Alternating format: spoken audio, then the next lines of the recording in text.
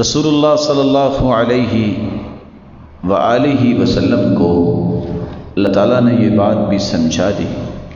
کہ جب بھی انسان گناہ کرتا ہے یا پھر توبہ کرتا ہے وہ اللہ کا پیارا بن جاتا ہے، بلکہ رسول اللہ صلی اللہ علیہ وآلہ وسلم نے تو یہ فرمایا بندے سے گناہ ہوتا ہے تو اس کے دل پہ کالا نشان لگ جاتا ہے، توبہ کر لے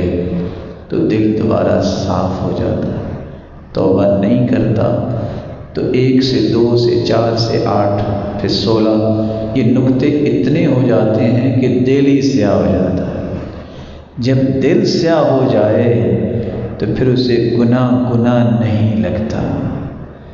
پھر وہ گناہ کو نیکی سمجھنے لگ جاتا ہے۔ اور آپ کو پتہ ہے کہ نیکی سے توبہ نہیں ہوتی، گناہ سے توبہ ہوتی ہے۔ اس لیے استغفار کرنے سے آپ کا دل دھلا رہے گا، صاف ستھرا رہے گا اور آپ کو پریشانی نہیں ہوگی، بلکہ پریشانی کیسے ختم ہوگی؟ من لزم الاستغفار جعل اللہ له من كل هم فرجا ومن كل ضيق مخرجا ورزقه من حيث لا يحتسب۔ ہر مشکل آسان ہو جائے گی جب تم استغفار کر لو، ہر پریشانی سے نکلنے کا راستہ مل جائے گا اور اللہ وہاں سے عطا کریں گے جہاں سے تم نے کبھی سوچا نہیں ہوگا۔